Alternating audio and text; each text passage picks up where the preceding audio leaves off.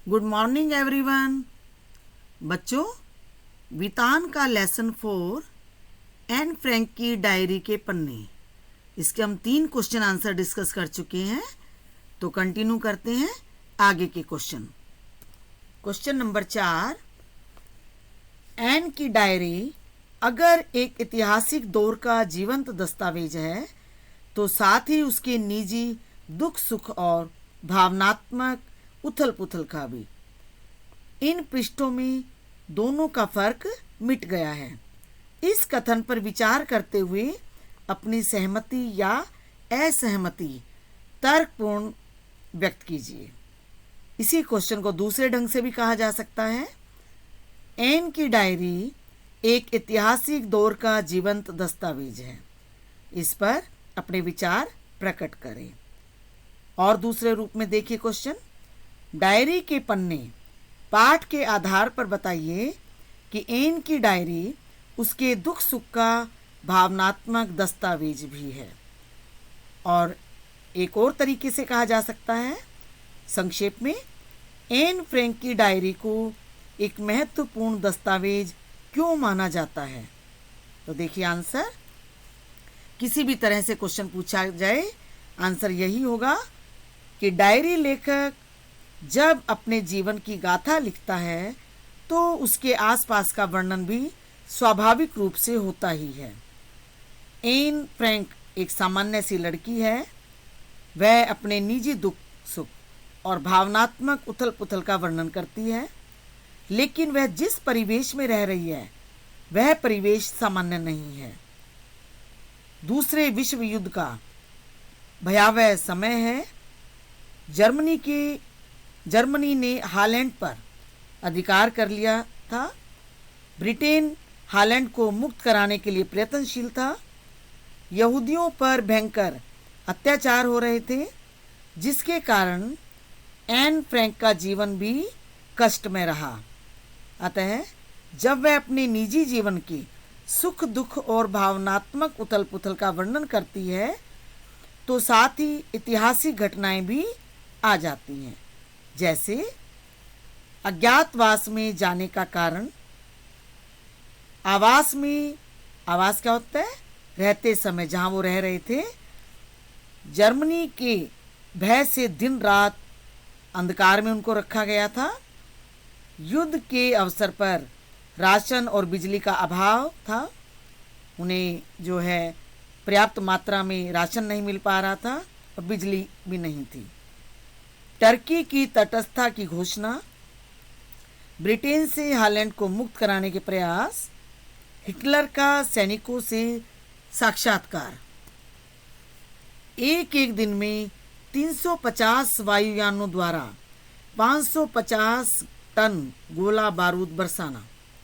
कुछ डच नागरिकों की ब्रिटेन के बारे में सोच आदि ऐसी घटनाएं ऐतिहासिक दौर की जीवंत घटनाएं हैं।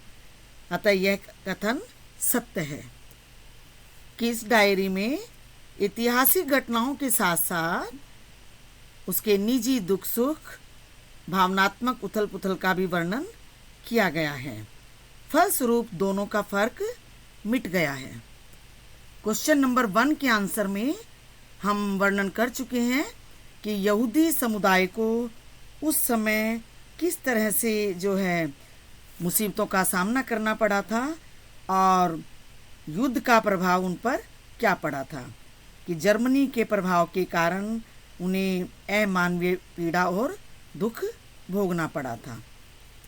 क्वेश्चन नंबर 2 के आंसर में हम एन फ्रैंक की निजी भावनाओं के बारे में वर्णन कर चुके हैं कि किस तरह से उसके परिवार में उसकी भावनाओं को समझने वाला कोई नहीं था और वह पीटर से उम्मीद करती थी कि उसकी भावनाओं को समझे, और वह पीटर से प्यार भी करने लगी थी।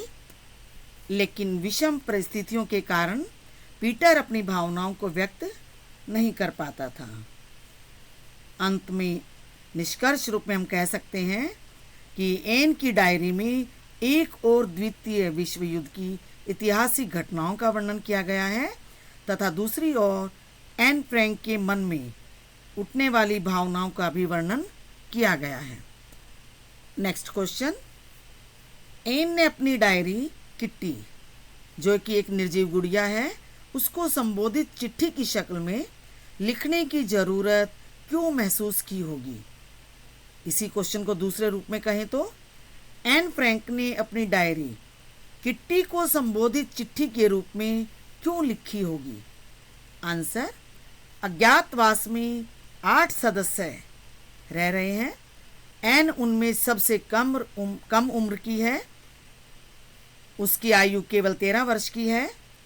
जब भावनाओं का वेग बहुत अधिक होता है, उसे किसी के साथ बात करके अपनी भावनाओं को व्यक्त करने की इच्छा होती ही होगी।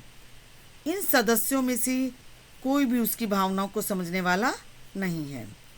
उसे ऐसे व्यक्ति की तलाश है जो उसकी भावनाओं को समझे। सभी उस पर प्राय तरह तरह के आरोप लगाते हैं और उसकी माँ भी उसे उपदेश ही देती रहती है। ऐसे में एन फ्रैंक क्या करे? विवश होकर वह अपनी किट्टी नामक गुड़िया से बातें करने लगती है। उसकी यह बातचीत ही डायरी के पन्ने बन गए हैं। डायरी के पन्ने में वे चिट्ठियां हैं जो उसने गुड़िया किट्टी को लिखी हैं। किट्टी नामक गुड़िया उसे उपहार में उसके जन्म दिवस पर मिली थी। वह एक निर्जीव खिलौना था, इसलिए उसने अपनी भावनाओं को व्यक्त करने के लिए किट्टी को चुना। बच्चों, हमें उसकी डायरी से एन फ्रैंक की प्रतिभा और धैर्य का परिचय भी मिलता है। उसकी अवस्था में अगर कोई और होता तो शायद विचलित हो जाता। एन फ्रैंक ने अपने स्वभाव और अवस्था पर नियंत्रण पा लिया था। बच्चों, आज का होमवर्क है कि ये सभी क्वेश्चन आंसर आप अपनी नोटबुक में लिखेंगे और याद करेंगे। Thank you.